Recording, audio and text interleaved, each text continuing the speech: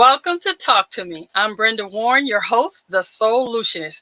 And today I'm going to have a conversation about unity with my friend Adam G. Fleming, author and life coach. Adam, welcome to the show.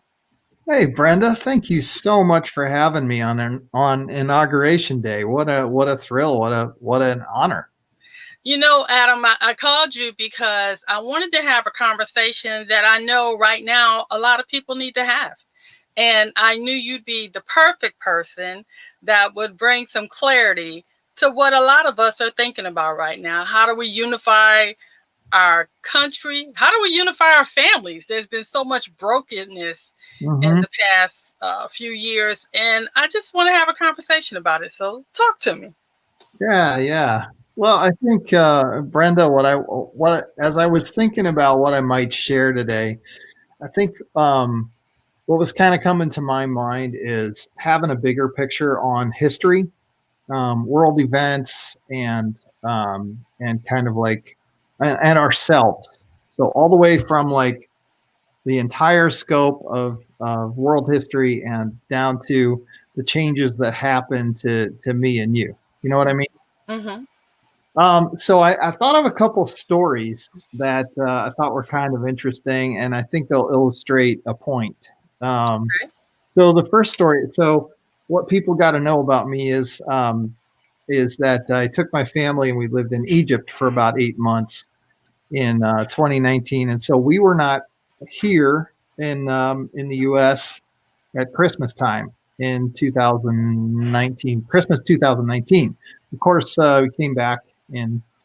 So I've got some younger kids. My younger two of the four are 10 and 12 now. So they were like 8 and 10 when we left the country, and they missed that Christmas. So Mm-hmm. I'm setting up, about a month and a half ago, I'm setting up that Christmas tree, like the fake one. Unfortunately, getting the fake Christmas tree out of the box, and it's a 9 footer. It comes, just half an inch from the ceiling, and it's awesome, And the kids are helping me set it up, and they're like, "Dad, this is really small," and I was like, "No, it's actually the same size. You're the one that grew." So that's one story. It's just one of those things. Like kids grow so much in 2 years, Mm-hmm. they don't, they come back to it the same place or the same item, and they go, "Well, that's a lot smaller than I remembered." So another story involved someone quite a bit older. She was my philosophy professor in college 20 some years ago. Mm-hmm. Um, she's still a professor of philosophy at the college 5 blocks down the street from me. And we've got a walking trail here in town. Mm-hmm. So we're in a small city, like 35,000. Some people would say that's a city. Yeah, Mm-hmm. no, not really. But we have this walking trail by the water, and I see my old philosophy professor on there pretty regular when I go for my exercise. So I'm walking, and she's walking the other way, and it was kind of an icy, nasty northern Indiana typical January day about Mm-hmm. 3 weeks ago, and she's got an umbrella and she's trying to fight off the you know the sludgy rain that's coming down, and it's cold. And she said something about how it was icy, and how the wind kept blowing her, changing direction. That's what she Mm-hmm. said. The wind kept changing direction. And I, just in passing, I said, "Well, at least it's not as cold as it was yesterday." And we went on our ways, right? And she, I began to think about that as I went down this trail that goes basically north and south in our town, but it actually diverts around out to the east and then back around to the west, almost like a semicircle. So as you're going north, you go east and then back west and then back north, and you're covering 180 degrees of the compass there. Mm-hmm. And as I walked, I realized, the wind wasn't really changing direction on her umbrella. She was struggling with the umbrella because, but it was her as she's walking north, but then east, but then north again, and then west again, and then north again. She's the one changing the whole time, changing directions, and the wind stayed fairly constant. As I was walking without an umbrella, I could tell that, yeah, there's trees and it swirls around a little bit and stuff, but basically she's the one changing, not the wind. So those two stories kind of both sort of illustrate how a lot of times we're the ones changing and the world isn't. Hmm. Sometimes the world is when we think we're the ones changing. It seems like the perspective can so easily get flipped where maybe I'm changing and the world's not. Well, it's really the other way around. Or the world is changing and I'm not, and maybe it's the other way around. Does that make sense? Yeah, that makes sense. I think the thing for me, Adam, though, is like I told you as we talked briefly before we started this, is that I feel like trying to give voice to the emotions Mm-hmm. and all the stuff that I'm feeling has really been a struggle. And Yeah. I have really felt that a lot of the struggle is because my whole life I've been told you don't talk about religion and you Mm-hmm. definitely don't talk about politics. Right. And when you can't talk about something, how do you find a resolution? How do we get to the place where we can agree to disagree without being disagreeable? Right. Right. And I think that's exactly kind of where I'm headed. And I'm actually going to talk about religion and politics all together in one sentence here. Oh no, don't do it. I'm going to do it. I'm going to do it. This is, the prophet Isaiah said, the grass withers and the flowers fall, but the word of our God stands forever. And that's kind of the point that I was telling with those two earlier stories is like, there's a perspective Mm-hmm. that that's what's happening right now is really pretty minor. So whether you believe in the word of our Lord that Isaiah is talking about, whether you believe in God or not, that you can still take that point to mean there's a bigger, broader perspective always. Mm-hmm. And if we can look for that instead of getting kind of narrowly focused on what happened today and whether or not we liked the political party that came into power or didn't, or whether we liked this or we liked that, or we this policy or that policy, these things, we're all going to outlive all this stuff. Mm. In a couple of years, we won't even remember, and in 100 years, well, do you remember who became president and, who was president in 1920? I can't say Absolutely off not. I can't say off the top of my head who was in there in 1920, or 1820 for that matter is even harder. Mm-hmm. So that's kind of why I'm telling those stories about perspectives. Is one of the perspectives I want to encourage people to have is this is a blip in history. Mm-hmm. And we can find unity around recognizing that we just happen to be treading this globe at the same time, but there's a lot bigger picture outside of us than anything. And I don't know. I mean, so give me some pushback on that. Like how when you look at things from a broader perspective, what does that do for kind of the feeling and the emotion of today and the fact that, whoa, Adam just talked about, there's another verse that says, kingdoms rise and kingdoms fall, but the word of the Lord stands forever. So it's talking about politics. It's talking about, perspective that is bigger and broader than just, oh my goodness, my kingdom is falling or it's rising or whatever. Is like, that's minor in the broader scope of things. What do you think? I think the thing for me, Adam, through this whole past 4 years and what I'm looking for going forward, I found myself sitting on the edge of my seat the Mm-hmm. past 4 years as I wondered how people could be so combative, and that Mm-hmm. the America that I believed in, that was a place where people had freedom of speech and could talk, but we had always, what from my experience before, had at least been semi-civil, where Right. we could agree to disagree again without being disagreeable. That's the way I was raised. So Right. having this big division come out was very stressful. Mm-hmm. And I felt like today, I felt a lot of people, not everyone, but a lot of people had a collective sigh of Sure. relief, feeling like hopefully there's going to come a change where now you don't have to be afraid if your child hears something on the television. Mm-hmm. We're not going to be hearing the P word nonstop. We're not going to be Mm-hmm. hearing people be bullied. All the things that we were told to have manners and different things were about to change in that respect. Yeah. The return to civility. Yeah. So those are the things that I say I'm hoping Mm, that the adults in the room will stand up and said, okay, we've been there. We can't take away what has happened, but that we will begin to look for the gift in what yeah. happened. Yeah. And somebody might say, what do you mean the gift? The gift is that we're very aware that there is a percentage of our country that have views that are opposed to the other side in a way that the underlying notion that it was there, Yeah. but now there is no denying it, and it's going to have to be dealt with.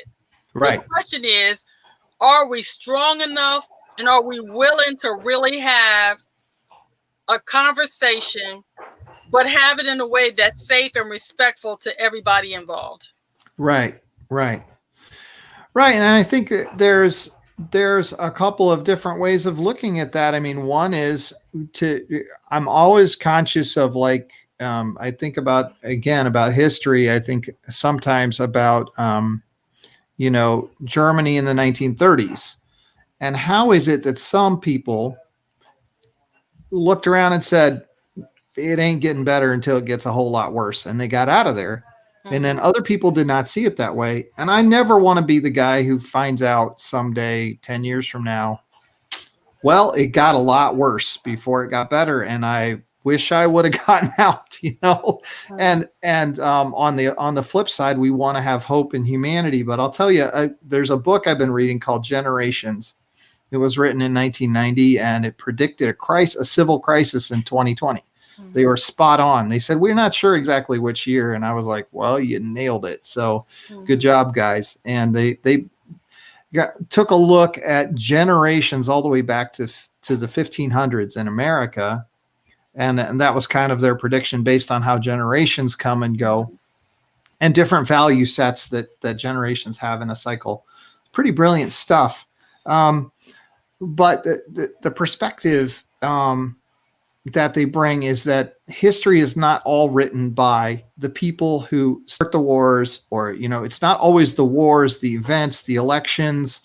It's how the common people react is actually far more important in how history is developed and set. Those things, events like a pandemic or a war, they set the stage. But we're the ones who decide how we're going to react to that in the wake of those. Whether it's a pandemic, are we going to react by caring for each other, and respecting each other?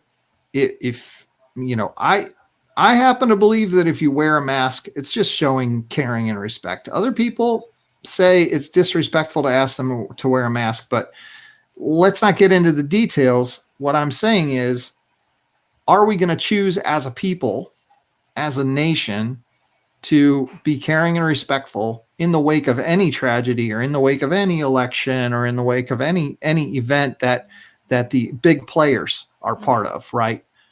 Even Dr. Fauci, he's like the big player in that pandemic, but it's the common people who are deciding, how am I going to live out this next 20 years? How am I going to live my generation, And so that's what gives me hope, actually, because I have a lot more hope in the common people than I do in the big players. I have a lot of hope in the people too, sense. Adam, because the mask debate to me has always been silly in a sense that it's a minor thing that we can do to keep each other safe. I mean, what if they had asked us all to just lock down in the house? You couldn't go, and they were like basically throwing food on the front lawn. That to me would be ridiculous. Okay. Right. But they didn't. They simply said, if you go out, put on a mask for the time you're out, which is going to protect you. Now, in April, I was unfortunate enough to get COVID when it was first starting to happen. And everybody said, oh, you're overreacting. It's just a flu. But it wasn't until July when I went back to my doctor and they did the blood work, that they said, yes, you probably did have COVID because you had the antibody. So to me, I felt like I dodged the bullet. After that, I took it very seriously, although I was Yeah. wearing the mask before Right. that. And Right. as we speak right now, both of my grandparents are in the hospital with COVID. So I know I'm that this so is sorry. something, yeah, it's a thing though. And I'm sorry too. My grandfather is 94. My mom, not sure, because you know how they do. They don't tell their age. But the thing is, when your family is faced with it, and there's been other, my family members and friends, the numbers are even too large to even say about the people that have been affected by COVID in my circle of friends and family. Yeah. So to me, a mask is a small thing for me to do to help keep others around me safe. But again, that's not everybody's thoughts about it. But Right. here in America, Mm-hmm. you believe that when people don't agree, you can do that without beating somebody down because they choose not to wear a mask, or cussing Mm-hmm. them out, or Mm-hmm. causing violence. And that's the thing right now that I'm saying. How Yes. do we begin to get people to take a step back and say, Mm-hmm. you have a right to feel angry. You have a right to not want to wear a mask. What you don't Right. have a right to do is to be violent, Right. or to just be nasty for no reason. Where's our humanity? When you can treat a dog better than you can treat a person, something's wrong with that. How did Mm-hmm. we get here? That's the part for me. Well, and we need to think. The rhetoric out there about civil war or whatever, we need to think a little more clearly about that kind of thing. So when I was living in Egypt, I have a friend who told me about the revolution they had there in 2011. And I don't know how many people died in that time in the country of Egypt, but you know, he said something like, well, and I don't remember his story exactly, but well, maybe it was a day before payday when it happened or something. He didn't have cash in the house and they didn't have access to a bank. So how is he going to feed his wife and two kids?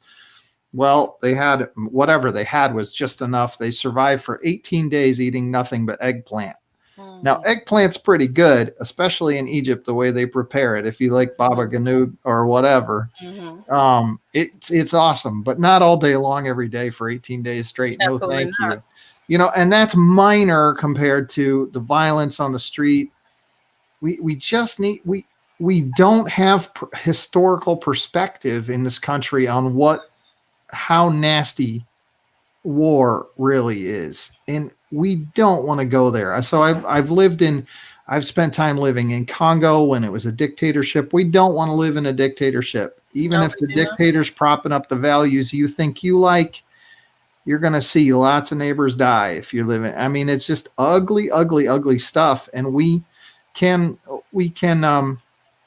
reconnect kind of with our values of being at peace with each other, and United States, not divided. And we have to act right now. We actually have to be proactive in that and not just be kind of sitting back. And I mean, that's why I'm happy to get on a chat with you today. Like, let's be proactive about talking about, we may not all agree, but we cannot be taken to the streets with violence. And it doesn't matter what your um, political affiliation is. It's just inappropriate. It's not adult behavior. Is And that am I saying it too strongly, Brenda? no, you're saying it correctly, because one of the people that I absolutely love is Dr. Obed Magni from the Magni Leadership, and you know he talks about emotional intelligence. Mm-hmm. Um, and the thing that I realize is that right now I feel like emotionally America has been crippled Mm-hmm. because we've given into our baser instincts in a lot of areas, and people just do not know how to understand that. Again, it goes back to me saying, can you agree to disagree? It's like Mm-hmm. when I come across a situation, and I'll take a step back. When I was in Mm-hmm. the Marine Corps, because I was an active duty Marine, I retired after 20 years of service. Mm-hmm. I traveled all over the world to so many countries, and I can tell you there is no greater country than America. Regardless of our racial issues, the tensions, and all the things that's going on, I would not want to live anywhere else in the world but America. With that said, when I was in Somalia and I saw what their civil war did to their country, what I saw what it did to their people, what people did to each other, the raping of the women, the destruction of the buildings, the abuse of the children. I mean, when I saw the raid on the Capitol, it brought all those bad memories back up for me, and I was literally shaking because I don't think here in our country people realize how something like that can set off something that is not easily pulled back. Right. And that's what you see in other countries where things are destroyed and then you can't go to the store. Our protests and some of the riots and before were like a precursor to show you the things that could happen. But yet we had this event where it wasn't just in a neighborhood that you stormed the nation's capital. And Americans were threatened to kill the vice president and the speaker of the House. I was like, is this like a bad movie? What in the world? That's something I would see somewhere else. And then to break my heart even further, to see American troops poised in the Capitol with the potential that if it was raided on again, they would have to shoot other Americans. Yeah. Right. And the people that were doing it had no idea what effect that would have on the troops. Because I can tell you this, when I was in Somalia, Adam, we had a situation where we were in a firefight. And I don't normally talk about this, but there were men that were injured because they were worried about it. Was one of the few times women were in combat. We weren't technically supposed to be there, but I was there. Yeah. And there were guys that were injured because they called themselves trying to protect me. Now, I had a weapon just like they did, and I could shoot. But they were really concerned about me. Yeah. And then you go past that to when you get out there and you're put in a position where you have to shoot somebody. You don't want to do it, but you got to do what you do because it's them or us. Right. I still deal with the psychological effects of that. Now imagine what would happen if you now tell me I have to potentially shoot another American. And what's worse, when I hear some of the things on Facebook and YouTube, some of these people were very aware they were going to have to be shooting at potentially their own brothers, sisters, brothers, cousins, aunts, and uncles. Yeah. Think about that. On American soil. Right. We've gotten so divisive that now Americans that were trained to go foreign, we're now having to deal with domestic terrorism. And then, for whatever reason, the people perpetrating that don't see it as such. Yeah. How do we get to that place? And how do we then begin to have a conversation where we can acknowledge when people are telling me, oh, that's not America. Oh, yes, it is. That's who we are right now. Okay, so we've Maya Angelou says, when somebody show you who they are, believe them. I believe you, America. But now what do we do to get us back on track to where we are a brother's keeper, to where we do care about each other, regardless of your skin color, regardless of your sexuality, regardless of your religious belief. Right. Right. Regardless of your political party. Come on. How do we do that? And how do we, I honestly believe one of the things, and I'll shut up and let you talk. One of the things we can do is create a safe space in our own homes and have those real hard conversations with our family members about what we're feeling and get it raw, get it out there. I don't like you. I don't like this. And then why? What is it about this little chocolate girl right here that makes some people so incensed that they want to take me out as if I don't deserve to be on this planet? Right. Well, we all deserve to be on this planet. I mean, we have to start there. We have to that's a baseline, right? Like the police officer who was beaten to death deserved to be on this planet, and the person who was climbing in the window and got shot deserves to be on this planet. And we can't treat each other this way. We just can't do it. And we do. I like the way you said, you get to a point where it becomes difficult to pull back. This is the day to pull back. This is it. I mean, it's interesting because, you have, like, famously, you have D-Day, Mm-hmm. where a day when action was taken. Mm-hmm. Um, people, okay, now I'm going to get philosophical, but Go ahead, go but there. people don't recognize things that don't happen. Mm-hmm. But it is time for something to not happen. Do you know what I mean? Like, it will never go down as a date that people remember if we Mm-hmm. all just take a step back.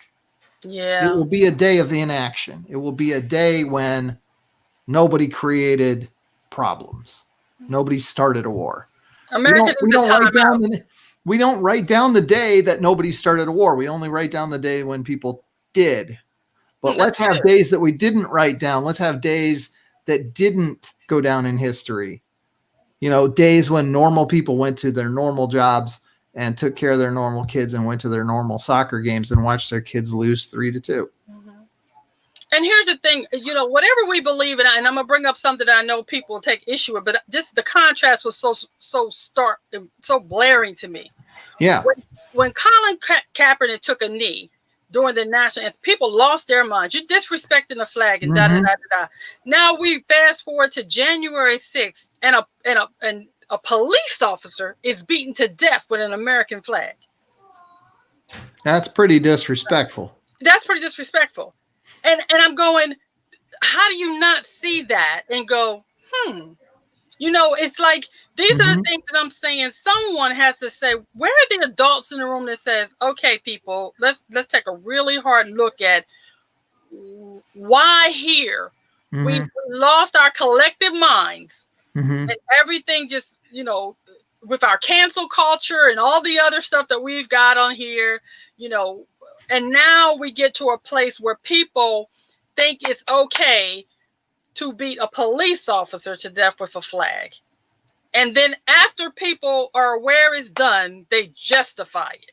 Mm-hmm. What a Mm-hmm. difference a few months made. I'm mentally blown away Yeah. that people can't see that and go, huh. And like I said earlier, maybe you didn't hear it. America needs to take a time out. They need to collectively be Mm-hmm. set in a corner. Some adults need to get in the room and have a Mm-hmm. conversation and say, enough is enough. Mm-hmm. Well, that's where real leadership comes into play, right? So, how do you put an entire country? I mean, I love the analogy. Like, I can just see the entire country sitting over in the corner. Mm-hmm. I'm picturing the map on the little chair, Mm-hmm. with the corner. It's like a little cartoon. But how do you do that? I mean, that's I tricky. think we could do it like we do a day of prayer. We could have America today is a day of timeout. And what we want Mm-hmm. each of you to do, Americans, Mm-hmm. is in your own homes, start a conversation. Mm-hmm. Ask yourself, why is it you get triggered because you see the little chocolate girl on the screen?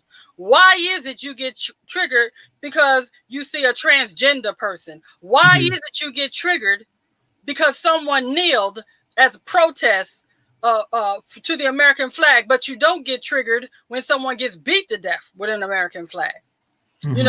Why is it you get triggered when you hear the word Republican or Democrat? All Mm-hmm. Republicans are not bad and all Democrats are not bad, just like not Mm-hmm. all people are bad. But somewhere in there, we've gotten so caught up in our little silos Yeah. that we're Right. not. And I honestly believe it starts with creating safe spaces in our home to have the conversations. I went to great lengths to maintain relationships during the last administration because I literally had a neighbor tell me, a Caucasian neighbor tell me, I don't have to talk to you anymore now that Trump's president. And I was just like, what? Well, first you didn't talk to me before, but okay, I'm not mad at you. That's your Yeah. choice. Yeah. Those are kind of them like what? And I saw rebel flags going up all over my neighborhood. I was kind of like taken aback to the point that all of a sudden my daily walks felt threatening. So I stopped walking in my neighborhood and Mm-hmm. began to walk in my own driveway. Think about that. For 4 years, I didn't walk in my own neighborhood because I did not know how my own neighbors, who before I had very cordial relationships with, Yeah. would now perceive me if I walked through my own neighborhood? Mm. Mm-hmm. How do we get to a place that it wasn't safe Mm-hmm. for you to take a stroll in your neighborhood amongst the people that you call neighbors? Yeah. Right. And then the thing becomes, because when you look at it, when we look at all the different things in history of how we could get dictators in certain places where they weren't before, it's all Right. because people held allegiance to one person for whatever reason. Right. And in America, it's always been about the country, not just the person. Right. And we have to take a step back and go, how is it we got to this place Mm-hmm. that we no longer uphold the things that we say are sacred? Not somebody Right. else, but America said Right. this was. And now we don't even trust our fellow Americans. Right.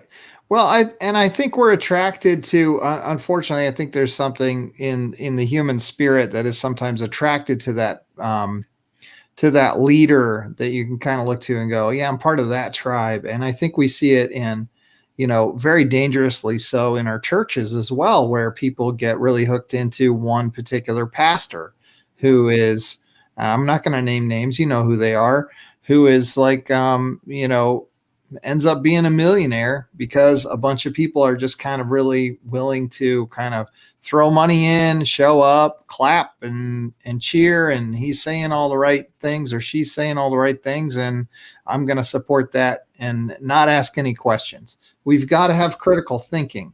We've got to have people who we need people to educate themselves on history. If you're going to take a break, I love the day of prayer idea. Maybe take a break and read some history. Take a day of reading some history, read up on the Civil War and how many people died and how ugly that was, or read up on, that's Americans killing Americans. We never want to return to that again. But if we don't know what it was like, it will happen. History will come back around and repeat itself. And I don't want to see that day. We've got to educate ourselves, and we have to think critically about the people that we think are awesome, including Brenda Warren, the solutionist, including Adam G. Fleming, the amazing novelist, poet, philosopher guy. Don't line up to follow me so blindly, or Brenda so blindly that you lose sight of history, of your neighbors, of your surroundings, of your place, your tiny place next to a large oak tree, your tiny place next to a huge ocean. Go look at nature and go, am I really all that big? Is the cause that I stand for really all that big that it's worth extinguishing all this other good that is out there? And I thought we said we weren't going to preach, Brenda, but I guess you got me excited. But you know what, too, I think about too right now, and I guess we'll switch it to the legacy of hope, because Sure. I ask people when I'm talking to them, what is the legacy you want to leave? And I think if people will begin to ask that, do you want to leave a legacy of hate, or do you want to leave a legacy of love and hope? Right. And if we could begin to start there first, what is it? Because I think when we're in the stage of anger, you can forget that basically we're somewhere in there. Most people are good people for the most part. Right. But when you're angry, you can't see that, because if you're upset about something. But if you took a step back and say, when I leave this planet, what do I want my legacy to be? I personally want my legacy to be that she spoke to inspire, that she tried to help one person every day, that she showed love to the unlovable. Because sometimes it's not always easy to love people. And I can give you a really good, when you say we have the racial divide, and I know that's a touchy subject also there. But for me, I remember when I was a little girl, there were the riots in Augusta, Georgia, and a white man spit in my face. Now, I had two grandmamas, one that straight no chaser, couldn't stand people of the Caucasian persuasion, and the other one that loved everybody. I had a choice. But I was teetering on the edge there until a few months later, my Uncle Freddie took me to the Naval Yard, and I met another white man with the same kind of same appearance, blonde hair, blue eyes, gorgeous white man. Mm-hmm. but he had on a blue pair of pants with a red stripe and a dark blue top and gold buttons, white gloves, and a white hat. And he glided when he walked across the parade deck. And he Mm. came toward me, and for a few minutes, I was terrified because I thought he gonna spit in my face. But he didn't. He leaned down and said, "Hey, little lady, how are you today?" My eyes got real big, and he was smiling. And I thought, whoa. And he talked to me, and that's what I was doing, talked to my Uncle Freddie and everything. And I go, "What are you?" He said, "I'm a Marine." I said, "What's a Marine?" He said, "Marines Mm. protect those who can't protect themselves." Mm. I was 8 years old. Yeah. From Well, that point on, I wanted to be a Marine because yeah. Marines protect those who can't protect themselves. Yeah. So from that base, I wanted to do it. So when you think about Marines, you think about people that do the right thing, Yeah. that support the right thing, God, core, and country. Mm-hmm. You don't Yeah. think you don't think insurrection. You don't think No. disrespect. You think respect at the highest. Mm-hmm. And on my all my promotion certificates said to protect this country against all enemies, foreign and domestic. And domestic. And domestic. Huge. That's huge. But here's the thing. I can tell you, in the 20 years I served, there was never any thought in my mind that I would have to do the domestic. Mm. Foreign, yes, but Yeah. on my own home turf?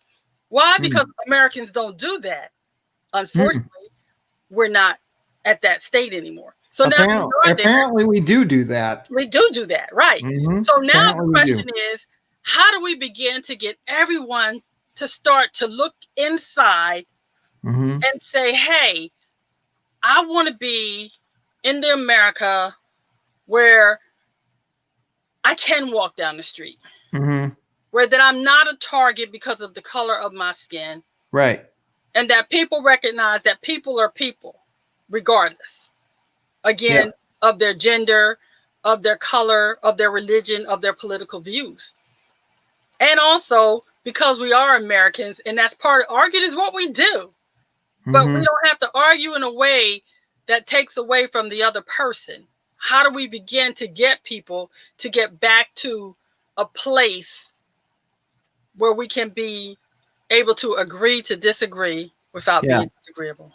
Yeah. We I know we're yeah. not going to be able to answer all that tonight, but Well, we have to step back from our rhetoric. Some people need to step back from rhetoric for sure. Some people are silenced on social media platforms and maybe need to be. And we can go back to Benjamin Franklin. You don't yell fire in a crowded theater. Back when absolutely you don't.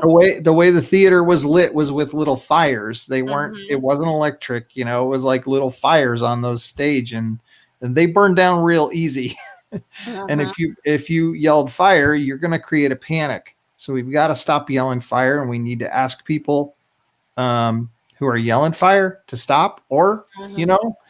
know, they need to be quieted. I believe in free speech as much as the next guy, and so did Benjamin Franklin. But there's a certain limit to that, and I think we have to respect that. And you know, and I appreciate that you invited me on tonight, Brenda, as a person of Caucasian persuasion, as you put it, and for us to have this conversation. You know, a couple days ago on MLK Jr. Day, I was like, I really want a treat. You know, I guess we ate a lot of sweets around Christmas, Mm-hmm. and then it's been a couple weeks, and my sugar addiction's coming Mm-hmm. coming back strong. And I was like, I'm gonna get some root beer and vanilla ice cream and make some root beer floats. And then I was like, man, if there's anything that makes that white vanilla better, it's that brown root beer. And if there's anything that makes brown root beer better, it's the white vanilla ice cream. We're like, what? How are we not better together? You Mm-hmm. know, how are we not better together? How can we not look for, you know, making the root beer float of America? I don't know. I hope that's not an offensive analogy, but it's just one of That's those. not to me, I, but I get what you're I trying get to little say. We are better metaphors like together, that, you know. I get little right? metaphors like that, and I'm thinking, and to me, it just makes me think like, it, isn't it obvious that if you got one good thing and another good thing and you put them together, you're going to get something really great? And that's what you're saying. We've got the greatest country on earth. The greatest country. Why? Because we've put some good things together. I mean, that's the Constitution, and it's democracy and a republic, and maybe the Electoral College needs to be revisited, maybe not. I'm not enough of an expert to say, but we've put a lot of good ideas together, and they shouldn't just be thrown out just because you're unhappy for a few years with whoever's in charge. And that goes for if you weren't happy with Trump too. It's the same deal. So we just got to cooler heads have to prevail, and we have to look for how to make root beer floats together instead of just saying, oh, I don't like these people or those people. And I'm not just talking race. I'm talking all kinds of divides where actually you've got something good to share, and so do I, and let's put them together and see if we can make a better country, not a worse one. Let's see if we can step back, from rioting for any reason, and just say, how can I find a way to be respectful? And I don't know. I hope I'm making sense. It makes sense. I would just say, hey, you want me to come on? I appreciate you having a conversation, but I will tell you this. I will say what I think is most amazing about today. We all took a collective sigh of relief. But you give it a few months, everybody gonna be mad at Biden too. It's just the way we are in America. It's kind of like, I will too. We start off, everybody say, "Oh, Biden's here." Well, yeah, he's here, but guess what? He's president, and he's gonna step on it. Yeah, it's just the truth. He's not perfect. He is a imperfect human that's gonna make mistakes, and he's gonna make his own mistakes. He won't do everything right. But the thing is, if we can collectively give each other some grace right now, and understand that the election may not have gone the way everybody wanted it to go, but regardless of what happens, there are some things that I know are true. And what I know to be true is that God is going to be God regardless of what or who is in the White House. Right. And that people, they will come and go. God will still be here forever. We'll have another election, and we will go and get another president, and he won't be perfect either. Nope. But the thing also, I do know this, is that if we can get back to a place where we can have some safe conversations in our own homes, because it starts at home first, and then it'll work its way out into the community, and people can take a step back, get out of their emotions, and think about where we want to be as a country as a whole, and we begin to work on that. But in view of eternity, some of the stuff that we're letting divide us doesn't even matter. Well, and exactly. And that was kind of my point at the beginning, is with the stories that I told that might have seemed like they didn't relate to. Oh, they related. But it's like, it really is. It's about, change happens and we think it's happening outside of us or inside of us, and we just lose sight of a longer view of history. And eternity, as you said, is a really, really long time. Really long time. Why spend any of it hating each other? Never thought that's a good point. It just came out. Yeah.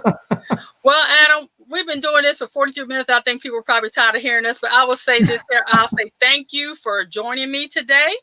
Yeah. And I want to remind everyone that watched, if you watched to the end, please don't forget to thank a veteran. Go to https://nevcc.org/projects and leave a message for a veteran. This month is January. It is Fresh Start. You can leave a message. Tell a veteran how they can make a fresh start or how you made one. And if you don't want that title, we have 11 other chapters, one for each month, that you can pick a title and tell a veteran thank you so they know that they're appreciated.